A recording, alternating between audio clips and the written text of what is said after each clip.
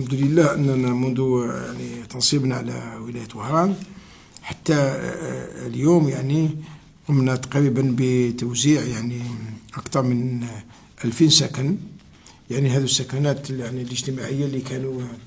باقين من حصص قديمة الحمد لله، ما عدا باستثناء برنامج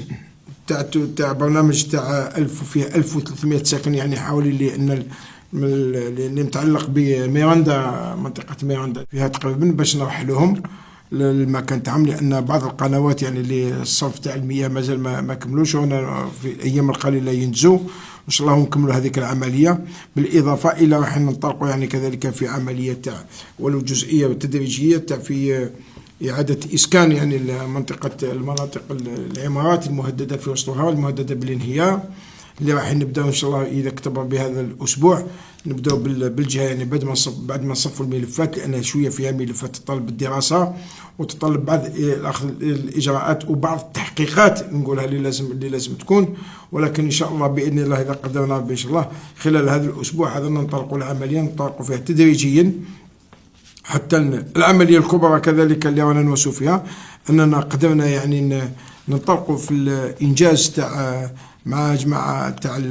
تاع عدل. انطلقنا المشاريع أنعمه، انطلقنا تاع في عندنا كمرحلة أولى 21000 سكن، اللي انطلقنا تقريبا في 13000 سكن اللي راهم انطلقوا في الإنجاز، يعني بعد ما خصصنا لهم، بعد ما كان شوية واحد المشاكل شوية في الأرضيات وشو دينا كل الإجراءات الحمد لله راهم انطلقوا. المؤسسات عدل اللي هي مشكورة جزاهم الله خير، يعني ثاني كانوا في المستوى انطلقوا المشاريع نتاعهم، وهذا في فائدة المواطن الوهراني. إلى جانب أننا يعني وفرنا الأوعية العقارية ل 21000 كما قلت، لأن ولاية وهران ما يخفاكمش عندها تقريبا تفوت 70000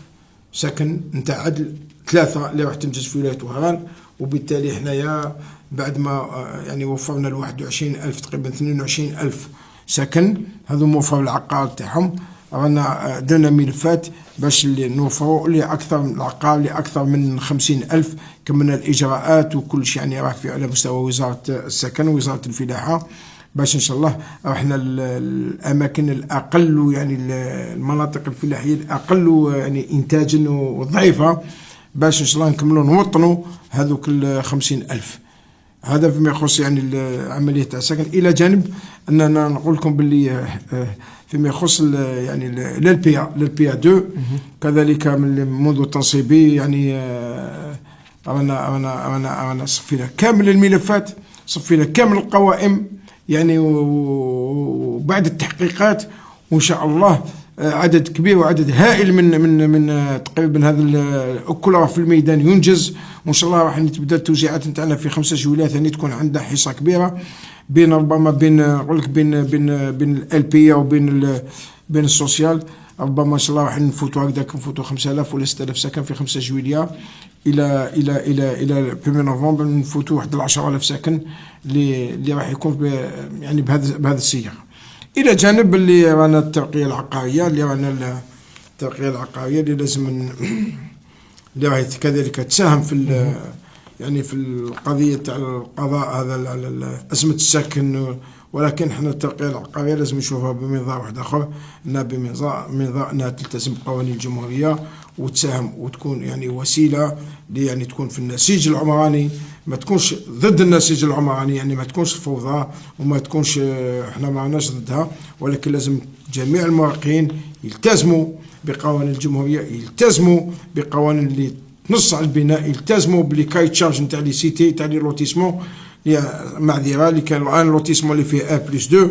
ما نقدرش ندير انايا نبني نعطي له رخصة تاع بناء في باطي مادي فيه 1+14 14 طابق غير ممنوع. كاين مناطق وين مسموح فيها يديروا لي بروموسيون تاعهم يعني بدون اشكال وراهم يديروا، ولكن في احياء يعني اللي فيها دي لوتيسمون يعني صغار 1+1 1+2 يعني باك حنا نجو فلوس نغرسوا لهم معذرة يعني عمارة فيها 1+14 اللي طلوا كاع يتكسر، سمحوا لي بهذه العبارة، احنا رانا مسلمين ورانا جزائريين ورانا نولوا نكسروا عليهم الحرمة، نطلوا لهم على الاخر، والانسان ما يقدرش يستغل يعني الحوش نتاعو، ما يستغل لا تراس نتاعو، هذا ثاني غير مقبول.